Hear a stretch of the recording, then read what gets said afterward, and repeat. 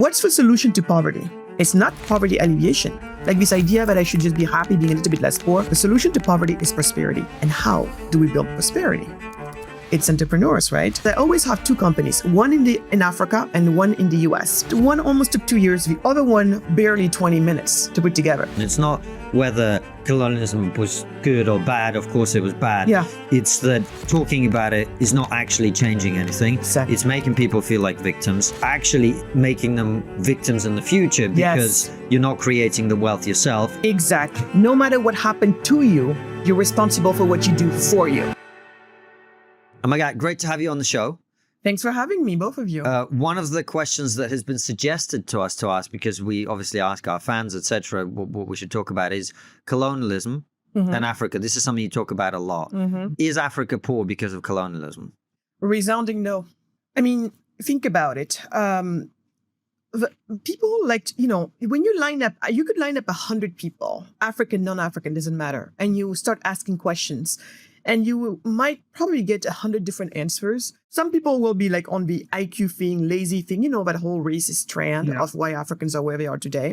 And then you have, exactly. And then you have... You sounded like you've done a lot of research into that. I grew up in South London, mate. I've met right? And so on the other end, you have Africans and their allies, so-called allies. And for them, it's all various forms of victimhood, anywhere from it's because of racism, it's because, we've been colonized, it's because they're stealing our natural resources. You hear all of that. Yet, I don't hear anyone talking about what's the reason why we're still poor. And so what do I mean by that? We are talking about poverty. You asked me the question, is Africa poor today because of colonialism? You said poverty. You didn't say anything else. Poverty. What's the solution to poverty? Isn't it prosperity? It's not poverty alleviation. Like this idea that I should just be happy being a little bit less poor, that's pathetic. So the solution to poverty is prosperity. Then who and how do we build prosperity? It's entrepreneurs, right? Traditionally, any nation that you look at, it's entrepreneurs that did it. Well, what do entrepreneurs need in order to thrive? They need an enabling business environment. And we find that actually countries that offer their citizens a world-class business environment are rich. Conversely, those who offer a pretty bad, poor business environment don't thrive. And it makes sense. About corruption. Well, no, not exactly corruption. It's a pile of different things. So I could walk you into all of this. For example, take my country, Senegal. When I started my first company back in 2003, so at that point, when you wanted to start a company, you have to register the business, first of all. How long would it take back in the days? Almost 2 years to register the business legally. And you look at that and you thought about the sister company, because I always have two companies, one in Africa and one in the US, they're sister companies. And to see that one almost took 2 years, the other one barely 20 minutes to put together. In this instance, you're married to your employees for good or for bad. Over here, employment at will. And so on and so forth. It's about everything like that. Everything. If I want to hire you, if I want to hire you, Francis, the deal is simple. I show up, we write a contract, done. You put it in your drawers, I put it in my drawers, we're done. But in Senegal, I want to hire Konstantin. We're over there talking to each other. I have to get a contract in 3 examples. Take myself physically to a government office called Inspection du Travail, where we meet with a government official who doesn't know the first thing about my business, probably never ran a business in his whole darn life, probably maybe never was in the private sector, has no idea what we're doing, doesn't even know where we are, but this person gets to decide if Constantin and I get to work together or not. And he says, well, where is his health certificate showing me that he is apt to do the job? See, this type of nonsense, when you put all of this together, that's what the economists call economic freedom. And that's also that's also what we call the business environment. Technically, how free or not are you to enterprise? How free or not are you to run the business? And so when you realize that Africa is the region in the world that's the most overregulated region in the world, that's the one that offers its entrepreneurs the least freedom to enterprise, then you understand why we're poor. Poverty solved by prosperity. Prosperity built by entrepreneurs. Entrepreneurs need a business class business environment. It happens to be that in Africa, they have the worst business environments in the world. You haven't looked there and you want to sit there and scream about all of these so-called reasons as to why we're supposedly poor?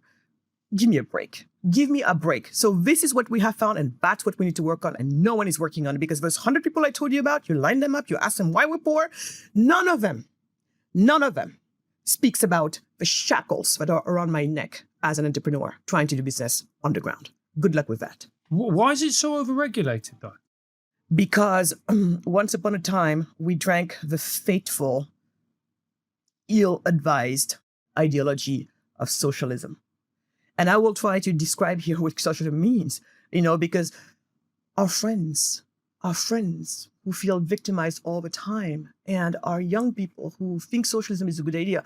For them, when they think about socialism, it's just like, oh, everybody's provided for what they need and all of that. But no, it's, the government owning, the means of production. So, or when the economy is completely planned from the top down. So what happened, Francis, is when we got out of slavery, we got into colonialism. And towards the end of colonialism, what we had was the liberators of Africa. So all over the continent, we had various people fighting for, the freedom of their nations. And so what you had is around right before the independences in the late 50s, early 60s, what you had was basically, for people who know their history, we were at the height of this ideological battle. On one end, represented by the Western nations practicing, capitalism, and what they were promoting was freedom, facing off with the Eastern Bloc, promoting various forms of statism. Mm-hmm. And both blocs were looking for influence, usually looking down south. And so we were no different. They were looking for influence with us as well. And so that's when our people, especially many of these liberators of Africa, they're thinking, okay, the West is who colonized us. Whatever they're standing for, we cannot be for. And they threw the baby out with the bathwater. That's when we made the fateful decision to side with the Marxist socialists of back then.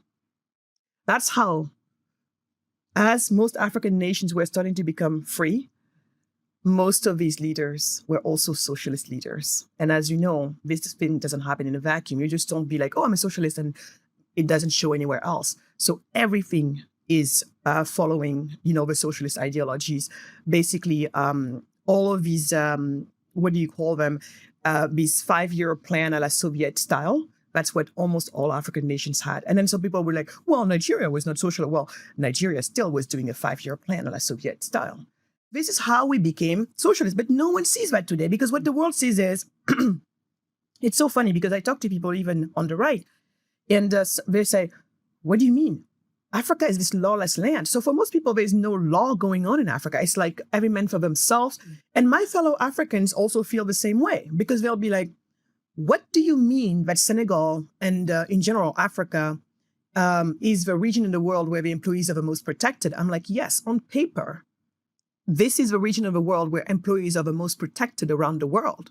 And they're like, which Africa do you live in? Because the Africa I live in and I'm in every day, I see people who have not been paid for 8 months. I see people who are treated like crap at their jobs. I don't see protected people. I say, I'll explain.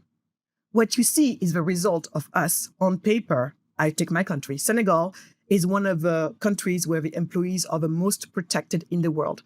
How does it translate for us? We're one of the 25 poorest countries in the world. What people need to understand is the law is the law. Because remember, the government gets to tell me when we can hire each other. When I need to get rid of you, even if you're stealing from me, the government has to sanction that decision. So the government makes a decision as to when and how much it's going to cost me to get rid of you, even if you're at risk. And then what does it mean? Most people don't want to hire people full-time. So they play with the law around they basically hire somebody for 2 years as a contractor. Right before the 2 years is over, you need to leave, then come back 2 days later or a week later, because that way we can start over again. Because if you try to renew those contracts after 2 times, it turns into an indefinite contract. And when that happens, it means you're you're now an employee. You're considered like, this is it. It's almost like a permanent situation. So I tell people, if I can't fire you, I can't hire you. I know it sounds cruel, but it makes sense, right? And so this is what we have. So what happens is, because the laws are so cumbersome, almost no one wants to set up a business, at least not a legal business. There's a reason why there's 97% of businesses in Senegal that are in the informal sector. I'll repeat, 97% of the businesses in Senegal are in the informal sector. It's directly correlated to what I just explained. People are not stupid. And the reason I asked about corruption earlier is I know from Russia, for example, where it's not as bad in terms of regulations, etc. But the reason that these restrictions and these apparatchiks and these bureaucrats exist to get involved in your business is because they get to exercise power over a business. And then they can say, well, you know, I could look at this letter now, I could look at it 3 weeks from now. Exactly. And that depends on whether you want to leave this envelope on my desk as you walk out of the room. Exactly. We have the same thing. But then the reason why I will not accept corruption as a reason why we are poor is because corruption is a symptom. It's a consequence of this system. Exactly. Yeah. And I am just tired when it comes to Africa, especially, that most people are stuck at the symptoms, at the consequences level. Corruption is the sign that there are too many laws and also too many senseless laws. Because every time a gentleman gets a chance to interact with me, this person from the state interacts with me, if I did not have to deal with this person like it is in the US, there is no friction. There is no point, there's no place in which this person can exercise the power that the state gave them. When the state said to this person, you get to decide if Konstantin and Magatte can work together, right there, you opened everything up for corruption, because this person knows now that my fate depends on his decision or her decision. And so what happens is they're just going to sit there, make things last longer than they should. And eventually that's what also happens. They apply every single piece of the law, hoping that at some point you get tired of it. And eventually it's just faster, easier for you just to pay the bribe and move on with your life. So corruption to me is not a good thing, of course, but it's an easy one to fix. Remove the law, remove the interaction between me and the state official, and you remove that opportunity for corruption and bribe happening. Magatte, but the problem is as well with corruption, as someone whose mother comes from one of the most corrupt nations in the world, which is Venezuela, is it becomes part of the culture. And that's really dangerous, because I always think corruption is like a cancer. Once it starts to metastasize, you see your country fall apart, which is partly what I've seen. Yes. And exactly what you're talking about, Francis, is the reason why one of my most radical solutions is basically around this concept of startup cities. I don't know if you guys heard about them. Some people call them charter cities. But basically, these are next generation special economic zones that have their own law, have their own governance, and also have custom regulatory framework. And so the reason why we suggest, because right now I'm involved also in policy reforms. So we're talking about piecemeal legislation. As you all know, this takes time, and by the time you manage to get one law taken out or, cleaned up over here, 20 million popped up over there, and it's an endless cycle. Meanwhile, I have hundreds of millions of young people who come to an age of working every single year in Africa and have nowhere to turn. This is literally a ticking bomb. Maybe the Europeans see it in the form of all the migrants trying to come to Europe, the Americans, and now we know that some Africans are also using the Central American routes going to Nicaragua and from there passing over to the US. I don't personally blame those young people. They have done what humans have done throughout times. In my country right now, what they love is to pound on them, be like, you should have more pride and stay in your own country. No. The story of humans is, if here doesn't work for you, you go over there. Mm-hmm. All of us are results of just that. And it's the most healthy instinct to have. So I am not mad at it. I am sad. And I like to say are most entrepreneurial people, because who leaves? This is a self-chosen group, right? These are the ones we need back home. I look at this and I'm thinking to myself, what are we going to do? What do we do? So, like I said, I've been working on reforms, but that takes too long. And the kids are not waiting. The kids are not waiting. They're like, I've got a life to live. I've got to go now. I've got to try this. Okay. So what's the solution? We have to speed everything up. We have to be radical. And because trying to do things at a national level takes forever, we're like, how about on a smaller piece of land, the size of a city, there we basically change the rules of the game. There we bring to the local entrepreneurs the best business environment that there is, a la Singapore or a la Denmark, if not better. And we bring that to people right where they are. And from there, you're almost basically building this area where people get to try before they buy. And for me, this is very much the future. This is very much part of a solution. Because like you said, at some point, corruption becomes it's in everything. And you try to fight it. You have people fighting you back everywhere. You have all of these entrenched interests fighting from everywhere. You go nowhere. So it is smarter to do it this way. And then when it starts to work here, what we have also found is that actually all these other oligarchs who used to benefit from the system and were very, thriving in this corrupted world, all of a sudden they're finding that, oh, wait, first of all, this is extra business for me because now there is activity going on here. And on top of that, now they're starting to convert slowly to the place where you don't need to know anybody in order to thrive. And they're starting to realize, oh, wow, I actually can make money in a manner where I don't have to be bonded to anyone. Because a lot of them, they're not living the best lives. You might see them with their fancy homes, fancy cars, and fancy everything. But I'm not going to say slaves because, but out of respect for the real slaves, but I see people that are not free at the very minimum. People that owe everything that they have to these governments. Do you really think people like that want to continue like that? So when you create these zones, all of a sudden they start to see, and even them eventually start to convert. So the plan is you do it somewhere where there's actually almost nothing existing. And then from there, you create a new reality. I call these little islands of excellence. And then from there, you watch the island of excellence become an inspiration for other people. And then they try to imitate what happened over here. And that's little by little how you get to change everything around you. So that really is the path I've been on. And I've been promoting it for the past year on the continent. At first, it was one country that, was very interested, and we had to jump through all the hoops and to interest them. And now I'm happy to say there's 4 nations that we're talking to. And out of those, one, I think, is ultra, ultra, ultra promising.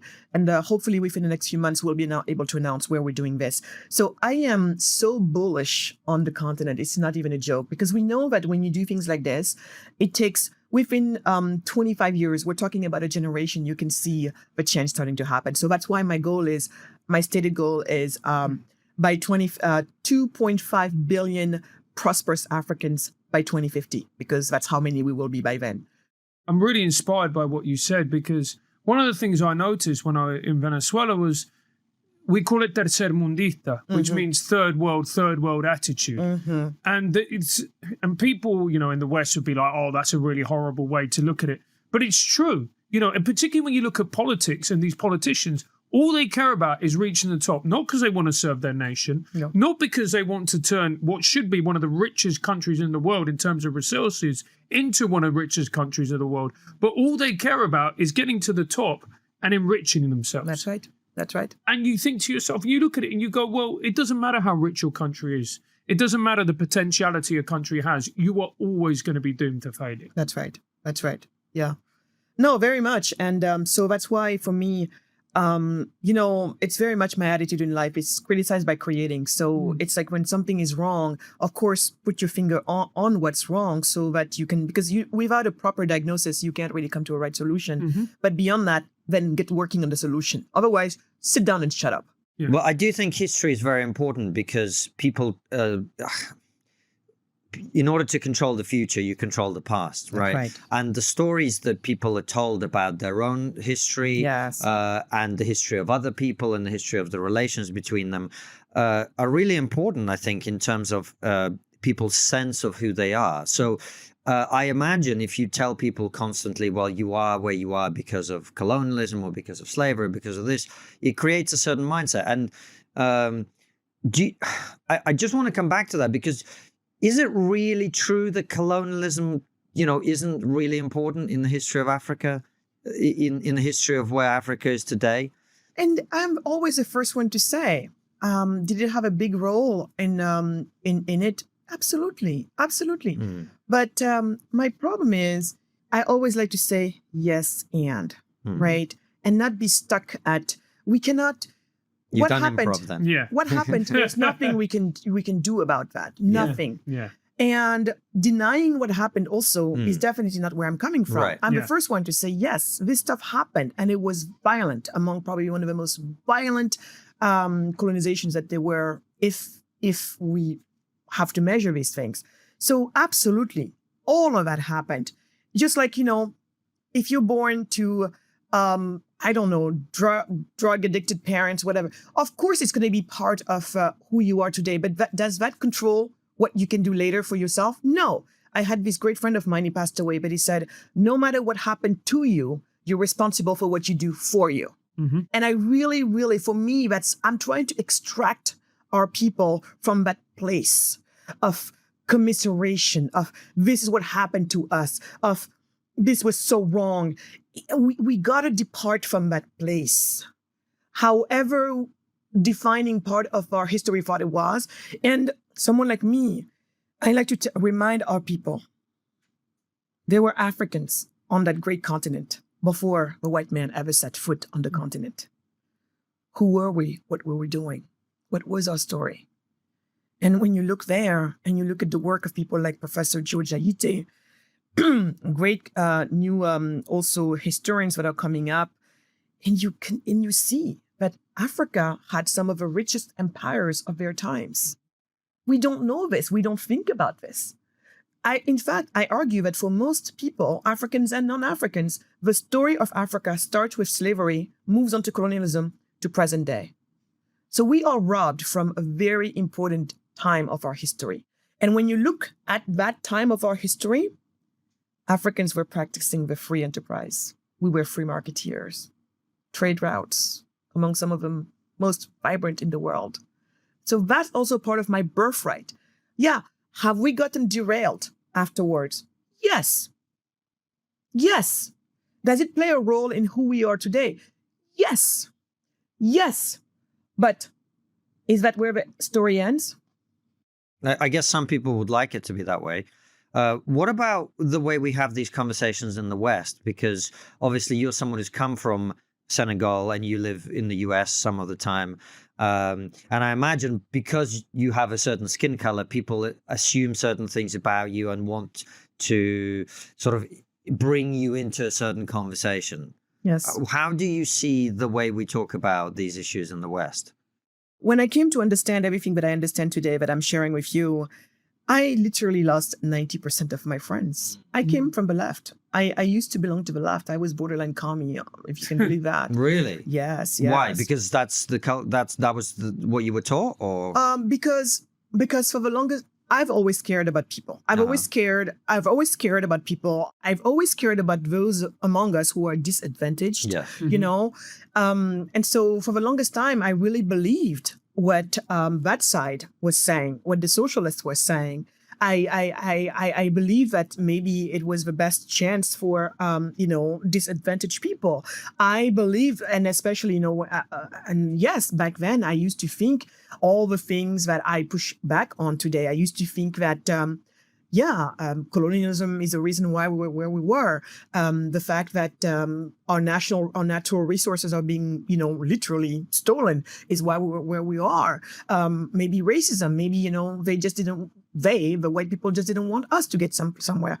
So I believed, I believed all of this for a long time. And, but what I discovered is once I started running this business of mine, the first time, that's when I started to really, I saw the discrepancy between running a business back home and running a business in the US. And at first I thought to myself, well, of course, we're poor. That's why it's so hard. And conversely, they're rich. That's why it's so easy. just to come to understand that relationship that I told you about. We're poor because we don't have enough money, at least not enough money to take care of our basic needs. Where does money come from for most of us? It's a job, right? And where do jobs come from? The private sector for the most part. And so once you understand that, and then you realize that, and for companies to be, they need a good business environment. And you realize, and here I am seeing that it's so hard for me to do business over here. That's when I was like, wait a second. So the dots started to connect. And I was like, wait a second. And so from that moment on, everything started to collide in my head, because I was like, the people that I have been with this whole time, who were very good at, comforting me in those thoughts of victimhood in a way, they don't like business. They think business is evil. Yeah, they do. Is that not the weirdest thing? I find that so strange. There's a lot of it here in England. There's a lot of it here in England. They, on TV, people talk constantly about, the 1% this and the 1% that. And I'm going, they pay for all the public services that we enjoy. And most of them, look, there's crony capitalism, of course there is. Yeah. But most of those people got to where they got to by providing a service to other people that those people want to pay for. Exactly. And yet these people hate them. I can't get my head around it. No, and I can't either. But at some point, I came to realize that there's probably nothing to understand. Konstantin, when I listen to these people, I saw something. And because when I started to confront them, why? Once upon a time, I believed in these ideas, and I believed in your good heart. I believed that you too were into it because you believed, like me, that was the best chance that the global poor had. The global poor has always been my concern because I come from a continent that's known for that, and that needs to change. So I believed that you guys cared. And now that I'm confronting you, all I hear from you is something rather ugly. Do you know what I hear from them? Envy. Yes. Envy. It's disgusting. It's disgusting. It is immoral. It's wrong. All I could hear and all I could sense was envy. And then I realized, so I was a cover-up. You were using me and my likes to promote your stupid ideology that in the end just goes to serve your envy. That's when, for me, the left lost their moral high ground. That's it. I was done. And and I guess they were done with me as well.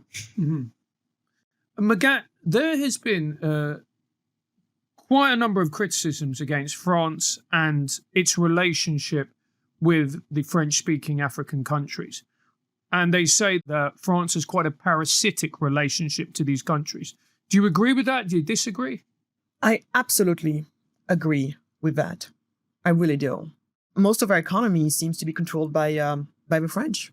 That's not how we correct the way we correct the situation. Sorry to interrupt you there, because you said most of our economy is being controlled by the French. Can you tell people like me, who have just heard this and go, well, what do you mean by this?